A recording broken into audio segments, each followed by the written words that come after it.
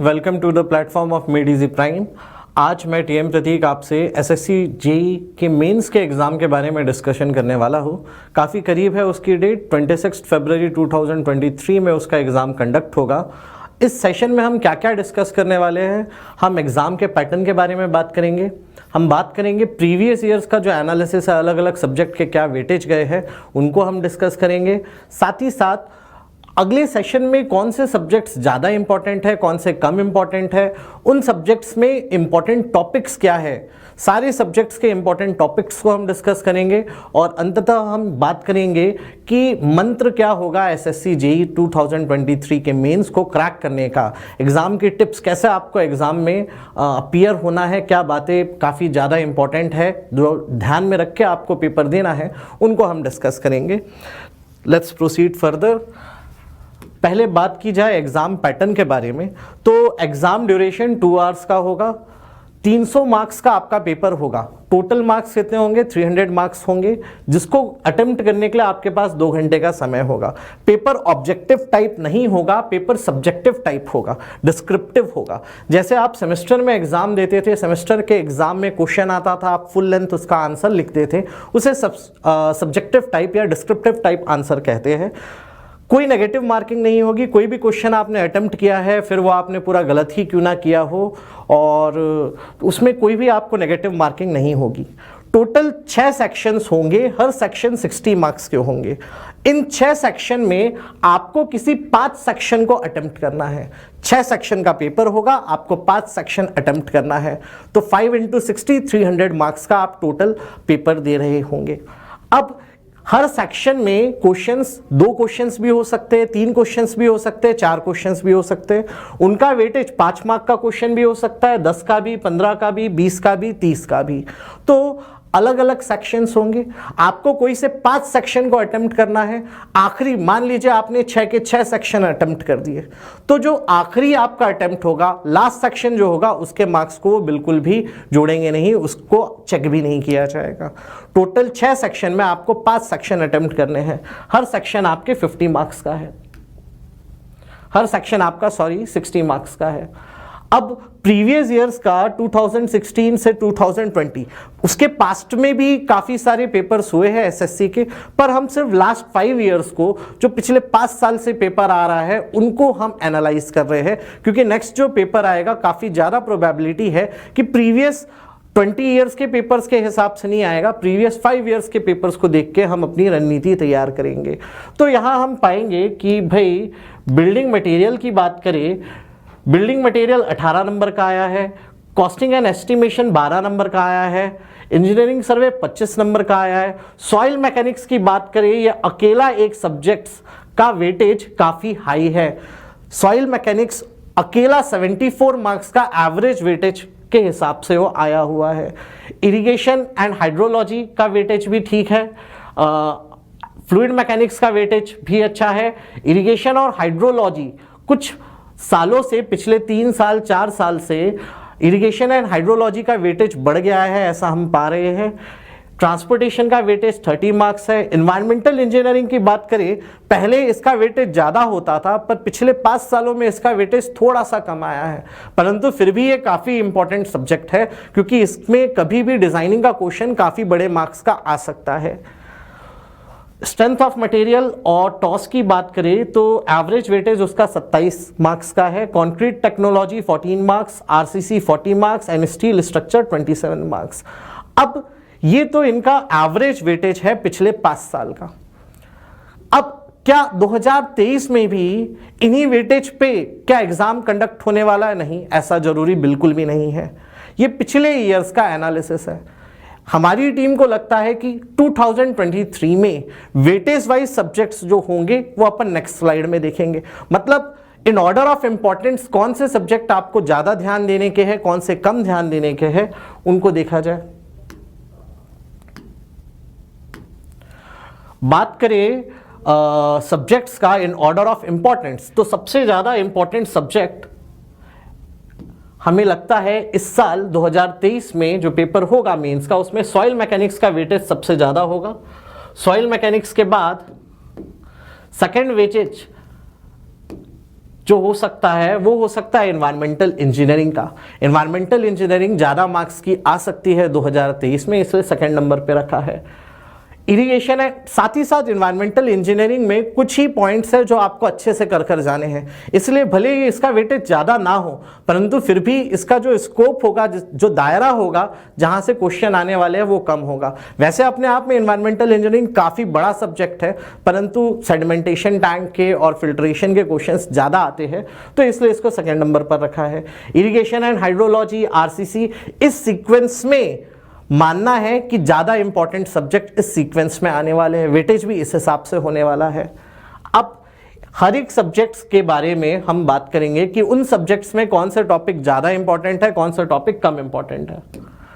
बात करें soil mechanics की, तो इंपॉर्टेंट टॉपिक्स इस सब्जेक्ट में सॉइल मैकेनिक्स में है इफेक्टिव स्ट्रेस एंड परमेबिलिटी, इसके क्वेश्चन आने की संभावना ज़्यादा है। 3 फेज डायग्राम के काफ़ी आसान से क्वेश्चन आते हैं, इसको आप जरूर से करिएगा।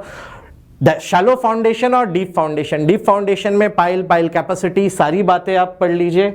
शेयर स्ट्रेंथ ऑफ सॉइल पढ़ लीजिए, शेयर स्ट्रेंथ ऑफ सॉइल में वेन शेयर टेस्ट हो, जितने टेस्ट ट्राइएक्सियल टेस्ट हो वो आप पढ़ लीजिए।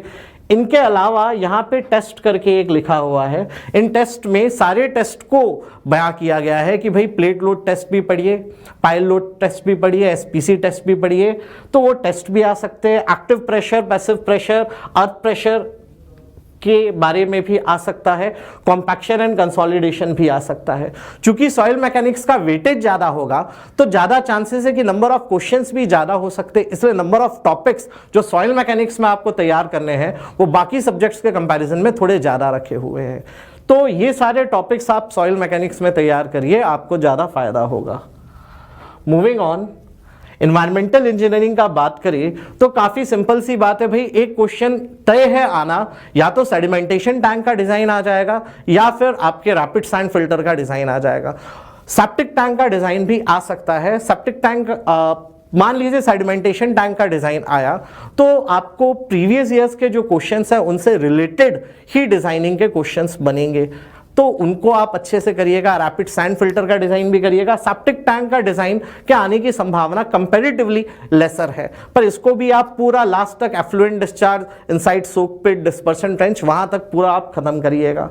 दूसरा इंपॉर्टेंट टॉपिक है एनवायरमेंटल इंजीनियरिंग में वाटर क्वालिटी पैरामीटर्स, तो जो स्पेसिफिकेशंस होते हैं ड्रिंकिंग वाटर के उनको सारे आप पढ़ लीजिए, उनकी परमिसिबल लिमिट्स भी याद कर लीजिए। इसमें टर्बिडिटी और हार्डनेस को और अच्छे से पढ़ लीजिए। वेस्ट वाटर कैरेक्टरिस्टिक्स अच्छे से पढ़िएगा। Biochemical oxygen demand, chemical oxygen demand, theoretical oxygen demand, ये पढ़ लीजिएगा। अब म्युनिसिपल सॉलिड वेस्ट और एयर पोल्यूशन को मैंने थोड़ा फेडेड कलर से लिखा हुआ है, इनके आने की संभावना बहुत कम है। जिस भी टॉपिक के आने की संभावना कम होगी उनको थोड़ा फेडेड कलर से यहां पर मैंने दर्शाया हुआ है, ग्रेश कलर से दर्शाया हुआ है। तो एमएसडब्ल्यू और एयर पोल्यूशन वैसे आने की संभावना कम है, परंतु अगर कर लेंगे तो आप ही को फायदा है। इरिगेशन एंड हाइड्रोलॉजी की बात करें तो पिछले कुछ सालों में इनका वेटेज बढ़ने लग गया है, जिसमें काफी सिंपल सी बात है, ग्रेविटी डैम और कैनाल्स सबसे इंपॉर्टेंट टॉपिक्स कौन कौन से हैं? Design of canals laces theorem से और कैनेडीज थ्योरम से, और ग्रेविटी डैम का डिजाइन, साथ ही साथ duty, delta, base period, crop requirement, ये सारी बातें भी पढ़िए। हाइड्रोग्राफ्स भी पढ़ लीजिए। वेल हाइड्रोलिक्स की आने की संभावना पीछे आया जरूर है, पर अब आने की संभावना कंपैरेटिवली थोड़ी कम है, उसे भी पढ़ना चाहे तो पढ़ सकते हैं भाई, कि डिपिट्स थ्योरी क्या है, रिक्यूपरेशन टेस्ट क्या है, ये सारी बातें आप अच्छे से पढ़ ले तो अच्छा है। आरसीसी की बात करें तो भाई डिजाइनिंग का क्वेश्चन आना तय है। डिजाइन ऑफ बीम भी आ सकता है, डिजाइन ऑफ कॉलम भी आ सकता है, डिजाइन ऑफ फुटिंग भी आ सकता है। बीम के डिजाइन स्टेप्स क्या है? कॉलम में तीनों केसेस के uniaxial loading, uniaxial plus biaxial movement, uniaxial plus axial load plus uniaxial movement, तीनों केसेस को अच्छे से कर लीजिए। डिजाइन ऑफ फुटिंग्स को पढ़ लीजिए। स्लैब डिजाइन के आने की संभावना कंपैरेटिवली कम है, परंतु मैं बोलूंगा कि ये चारों डिजाइन को आप कर लीजिए, इनके डिजाइन स्टेप्स देख लीजिए, प्रीवियस ईयर के क्वेश्चंस को देख लीजिए और अपने हाथ से चारों का डिजाइनिंग जरूर से कर बैठिएगा। ट्रांसपोर्टेशन इंजीनियरिंग का वेटेज भी अच्छा है। ट्रांसपोर्टेशन इंजीनियरिंग की बात करें तो ज्योमेट्रिक डिज़ाइन का वेटेज काफ़ी ज़्यादा है। ज्योमेट्रिक डिज़ाइन में आपका सुपर एलिवेशन हो जाए, ओवरटेकिंग साइड डिस्टेंस हो जाए, सारी बातें आप पढ़ लीजिएगा। पेमेंट डिज़ाइन, फ्लेक्सिबल पेमेंट का डिज़ाइन इंपॉर्टेंट है। ट्रैफिक इंजीनियरिंग कम इंपॉर्टेंट है, कंपैरेटिवली ट्रैफिक इंजीनियरिंग कम इंपॉर्टेंट है।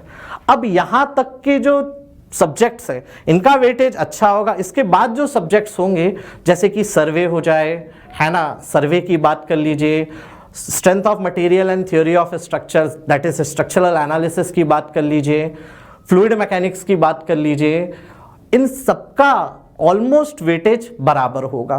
तो आपको जो सा अच्छा लगे वो सब्जेक्ट आप पढ़ सकते हैं, ज़्यादा पढ़ सकते हैं, कम पढ़ सकते हैं।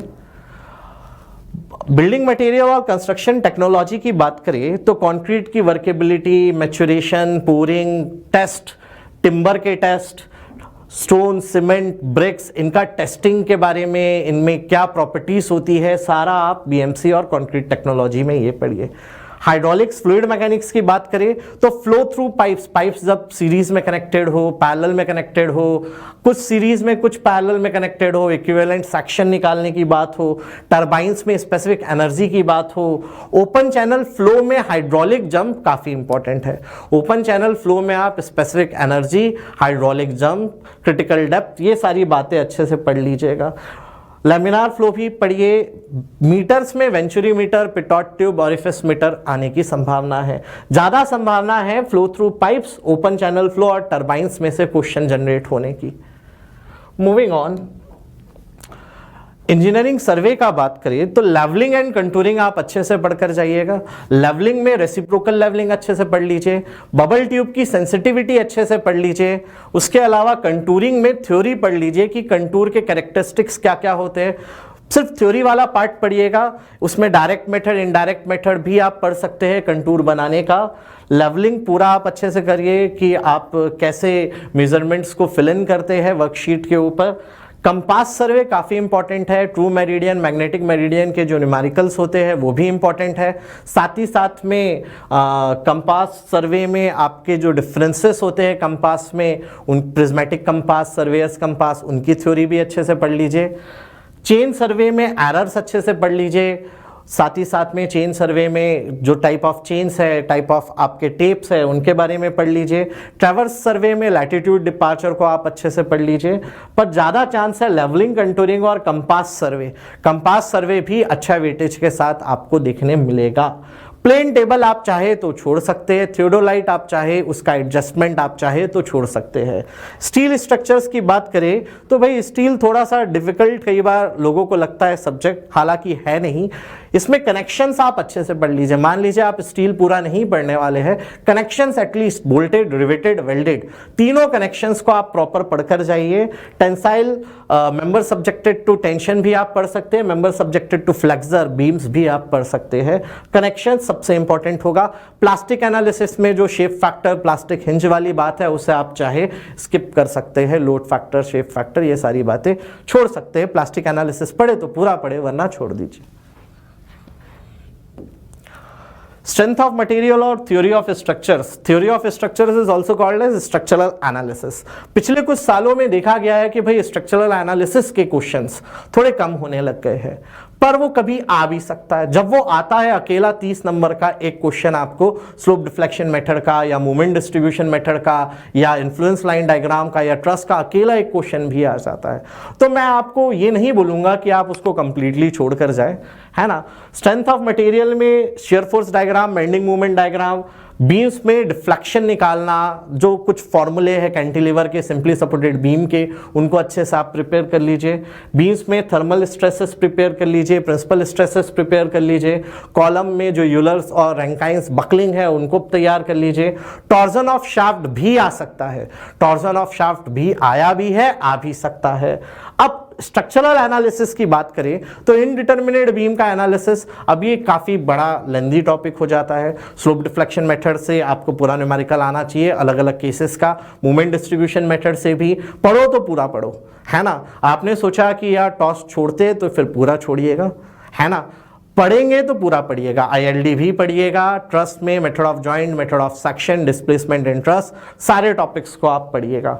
एस्टिमेशन एंड कॉस्टिंग की बात करें तो काफ़ी सिंपल सा छोटा सा सब्जेक्ट है, ज़्यादा इसमें आपको पढ़ना नहीं है। जो भी क्वेश्चन आज तक आए हैं एसएससी में वो मेजरली आपको सिंकिंग फंड के ऊपर, salvage value, scrap value, valuation और डेप्रिसिएशन, इनके ऊपर आए हैं। इन दो टॉपिक्स को आप अच्छे से तैयार कर लीजिए, है ना। वापस एक बार पिछली स्लाइड पे जाना चाहूँगा। अब बात करते हैं कि भाई ये आपके सब्जेक्ट्स है जो आपको प्रिपेयर करने हैं।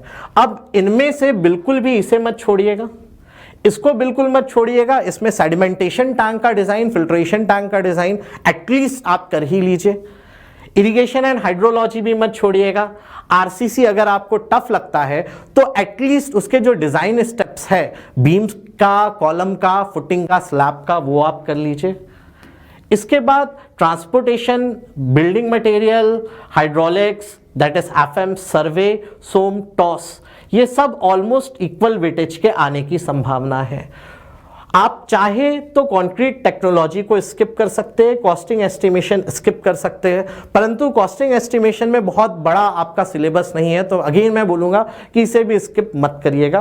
कंक्रीट टेक्नोलॉजी आप चाहे एक पल को स्किप कर दीजिए, ठीक है। तो भाई ये आपके सब्जेक्ट्स थे और उनके इंपॉर्टेंट टॉपिक्स हमने डिस्कस किए हैं। अब एग्जाम टिप्स के बारे में बात की जाए। एग्जाम टिप्स के बारे में बात की जाए कि आपको एग्जाम कैसे कैसे देना है, क्या बातों को दिमाग में रख के आपको एग्जाम देना है। पहली बात, सबसे इंपॉर्टेंट बात कि वो है टाइम मैनेजमेंट। ये पूरा एग्जाम का जो मेंस का ऑब्जेक्टिव टाइप का रणनीति अलग होता है, सब्जेक्टिव टाइप का रणनीति अलग होता है। Most of the time students को पता चलता है कि उनको बन तो सब रहा है पर लास्ट में उनके पास समय ही नहीं बचा। तो सबसे इंपॉर्टेंट टास्क जो होगा आपके पास वो होगा टाइम मैनेजमेंट। आपको टाइम को प्रॉपरली मैनेज करना है। अब टाइम मैनेजमेंट में आपको 2 घंटे में 5 सेक्शन को अटेम्प्ट करना है। तो पहले तो आप एक सीक्वेंस बनाइए। क्या बनाइए?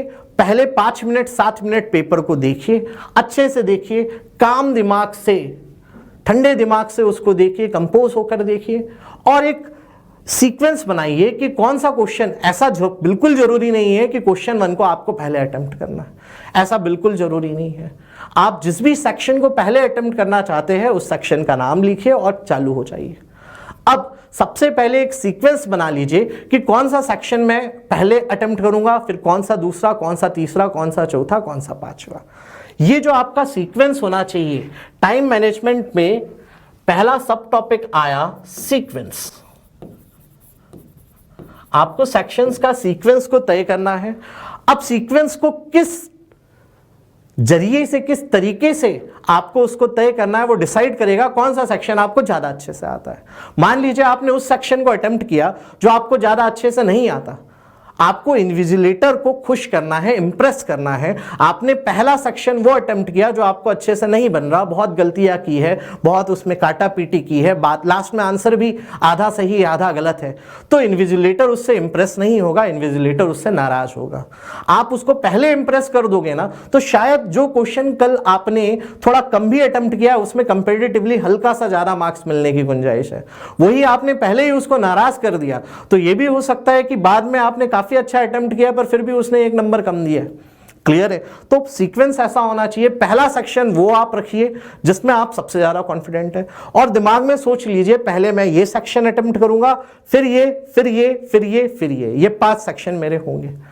अब सीक्वेंस के बाद दूसरा इंपॉर्टेंट पॉइंट आता है टाइम मैनेजमेंट में कि भाई आपने एक सेक्शन चूज कर लिया। आम गलती, जो सबसे आम गलती मेजॉरिटी ऑफ स्टूडेंट्स करते हैं, वो अपना सबसे पसंदीदा सेक्शन उठा लिया उनने, वो चालू भी हो गए। अब सेक्शन उनके काफी इंटरेस्ट का है तो उसमें उनको ज्यादा नॉलेज है तो वो ज्यादा लिखना चालू कर देते। ज्यादा लिखने से एक्स्ट्रा नंबर बिल्कुल नहीं मिलने वाले। आपको एकदम प्रिसाइज और एक्यूरेट आंसर लिखना है। जो क्वेश्चन पूछा गया है उसकी डिमांड के हिसाब से आपको आंसर लिखना है। आपको उसमें स्टोरी टेलिंग करना चालू नहीं करना है, ना ये दर्शाना चालू करना है मेरे पास कितना एक्स्ट्रा नॉलेज है, वरना उसमें आपका बहुत समय वेस्ट हो जाएगा। पता चला सेक्शन 1 खत्म हो रहा है, आपके 45 मिनट जा चुके हैं, सिर्फ 1.25 घंटा बाकी है और 4 सेक्शन बाकी है, तो आपका पूरा एग्जाम तबाह हो जाएगा। क्लियर है मेरी बात? तो सेक्शन 1 में आपको बहुत ज्यादा समय नहीं लगाना है। सबसे इंटरेस्ट का सेक्शन चूज करना है, इसलिए नहीं कि ज्यादा लिखना है, इसलिए कि उसको स्पीड में लिखना है। एक्यूरेटली और स्पीड दोनों को निभाते हुए सेक्शन 1 आपको अटेम्प्ट करना है। तो अटेम्प्ट सेक्शन 1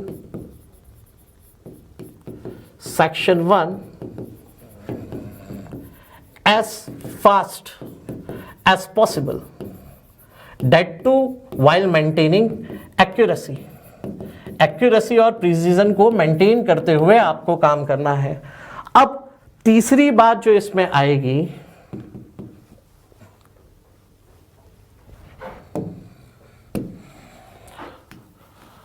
दूसरी टिप्स जो हमें काम में आएगी वो है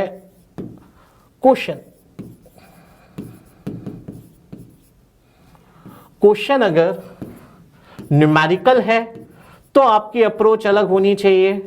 क्वेश्चन अगर थ्योरी है, थ्योरेटिकल है, तो आपकी अप्रोच अलग होनी चाहिए। मान लीजिए कोई सा न्यूमेरिकल आपको पूछा गया है। अब मान लीजिए से फॉर एग्जांपल सेडिमेंटेशन टैंक के डिजाइन के दौरान आपने एक इक्वेशन लिखी, स्टोक्स लॉ लिखा, Vs इक्वल्स रो GD स्क्वायर G-1/18 म्यू। अब गिवन डेटा आप क्या करते हैं, आमतौर पे स्टूडेंट्स क्या करते हैं, पहले तो जो भी क्वेश्चन में गिवन डेटा है पहले उसको पूरा उतार लेंगे, इसकी कोई जरूरत नहीं है। एग्जामिनर को पहले से पता है कि भाई आपको डेटा क्या मिला हुआ है, तो उसको वापस उतारने का कोई भी जरूरत नहीं है। साथ ही साथ मान लीजिए आपने फॉर्मूला लिख दिया। अब फॉर्मूला लिखने के बाद एक एक डेटा को लिखना जरूरी नहीं है कि डेंसिटी इतना, स्पेसिफिक ग्रेविटी इतना, फिर वापस लिखते हैं आप, फिर पीछे रफ में कैलकुलेट करते हैं और फिर उसको आंसर लिखते नहीं। आप फॉर्मूला लिखो, डायरेक्टली कैलकुलेटर में या रफ में कैलकुलेट करो और आंसर लिख दो। आपको वापस डेटा को सब्स्टिट्यूट कर डालने का, दिखाने का जरूरत नहीं है। आप चाहे तो ये लिख सकते हैं, substituting by after substituting the given data, answer इतना। न्यूमेरिकल्स को स्पीड में करिए। कोई भी इक्वेशन को रिपीटेटिव मैनर में नहीं लिखना है। मान लीजिए स्लोप डिफ्लेक्शन इक्वेशन का क्वेश्चन है, आपने एक बार लिख दिया MAB equals MFAB plus 2EI/L 2θA plus θB। अब बार बार उसको नहीं लिखना है, एक बार आपने लिखकर दिखा दिया, हाँ भाई मेरे को स्लोप डिफ्लेक्शन इक्वेशन पता है। जब MBC की बारी आएगी डायरेक्ट आप इक्वेशन चाहे तो लिख सकते हैं। क्लियर है मेरी बात? तो आपको बार बार चीजों को लिखने की जरूरत नहीं है। न्यूमेरिकल में जितनी स्पीड में आप कर सके इसको आप चाहे, है ना। तो न्यूमेरिकल की बात हुई। अब थ्योरेटिकल क्वेश्चन आएगा तो इसको आप पॉइंट्स में लिखिएगा, पैराग्राफ्स में बिल्कुल मत लिखिएगा। परंतु अगर पैराग्राफ में लिखा है, मान लीजिए कोई क्वेश्चन है आप उसको पॉइंट्स में नहीं लिख पा रहे, पॉइंट्स में लिखोगे काफी अच्छा रहेगा, सामने वाले को चेक करने में भी काफी मजा आएगा। आप पैराग्राफ में लिखोगे उसको ढूंढना पड़ेगा। तो मान लीजिए किसी क्वेश्चन को आपको पैराग्राफ में लिखना भी पड़ गया, तो इंपॉर्टेंट टर्म्स को आप अंडरलाइन कर लीजिए कि सिर्फ वो अंडरलाइन टर्म्स को पढ़ के वो समझ जाएगा आपने लिखा क्या है। उसका आप समय बर्बाद करोगे, वो नाराज होगा, आपको नंबर कम मिलेंगे। तो अगर पैराग्राफ में लिखा है तो अंडरलाइन करिएगा इंपॉर्टेंट टर्म्स को, अंडरलाइन इंपॉर्टेंट टर्म्स। अगली बात,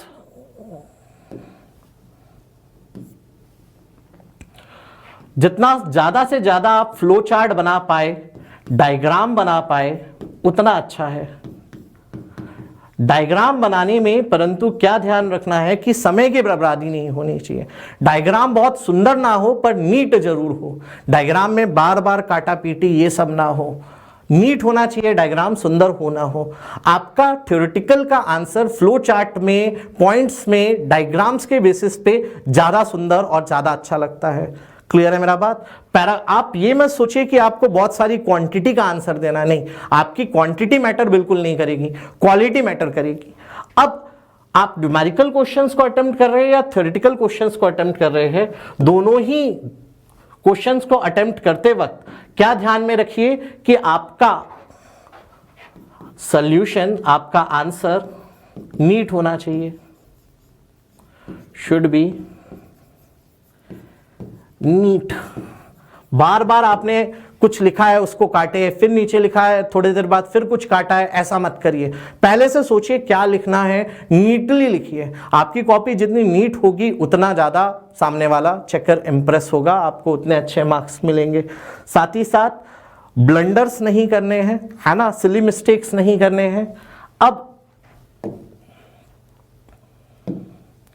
तो भाई ये आपके एग्जाम टिप्स है जिनको आप करते हुए, अच्छा और क्या, टाइम मैनेजमेंट। जिसने टाइम प्रॉपरली मैनेज कर लिया वो बाजी जीत जाएगा। मान लीजिए 2 स्टूडेंट है, दोनों को नॉलेज बराबर है, तो ऐसा हो सकता है एक के मार्क्स ज्यादा, एक के मार्क्स कम आए। ये पूरा जो डिफरेंस आएगा वो सिर्फ टाइम मैनेजमेंट के कारण आएगा। अब मान लीजिए आपको 4 सेक्शन आते हैं, 5वां सेक्शन नहीं आता, तो 5वें सेक्शन में भी कुछ रबिश बिल्कुल मत लिखिएगा, है ना। कुछ भी स्टोरी टेलिंग की कोई जगह नहीं है एग्जामिनर के दिमाग में, तो स्टोरी टेलिंग बिल्कुल अवॉइड करिए, ब्लंडर्स अवॉइड करिए। जिसका नॉलेज है उसको लिखिए, जिसका नॉलेज नहीं है उसके बारे में गाथा लिखना बिल्कुल कोशिश मत करिएगा, उससे आपका इंप्रेशन और डाउन होगा। तो ऐसा काम बिल्कुल मत करिएगा। स्पीड आपकी और एक्यूरेसी यही आपकी है रणनीति। साथ ही साथ एग्जाम के पहले बहुत ज्यादा आपको प्रैक्टिस कर जाना है। जितने सब्जेक्ट्स हैं उनको आप प्रैक्टिस करिए, प्रीवियस ईयर के क्वेश्चंस को प्रैक्टिस करिए।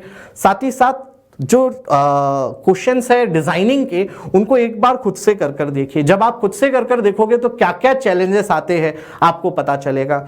क्या एक और गलती होती है, कुछ लोग सिर्फ किताब में ऐसे पढ़ के नोट्स के थ्रू सब्जेक्टिव क्वेश्चन को, डिजाइन के क्वेश्चन को पढ़ लेंगे और उनको लगेगा उनको आ गया। नहीं, उनको आप खुद से हाथ से कर देखिए, वरना एग्जाम में वही समय जहां 10 मिनट लगना था वहां 20 या 25 मिनट लग जाएगा। क्लियर है मेरी बात। उन क्वेश्चंस को अटेम्प्ट करिएगा जिनको आप पहले ही प्रैक्टिस कर चुके हैं। आखिरी मूल मंत्र ये है कि काफी अच्छे से आपको प्रैक्टिस करनी है, ज्यादा से ज्यादा क्वेश्चंस बनाइए, प्रीवियस ईयर्स के क्वेश्चन बनाइए, प्रैक्टिस में लगे रहिए। 26 तारीख को आपका एग्जाम है, काफी अच्छे से आप उसको दीजिएगा। तो ये मेरी तरफ से आपको एडवाइस थी, इनको आप फॉलो करिए। Thank you very much, all the best for your exams. काफी अच्छे से करिएगा, मेरी सारी बेस्ट विशेस आपके साथ है।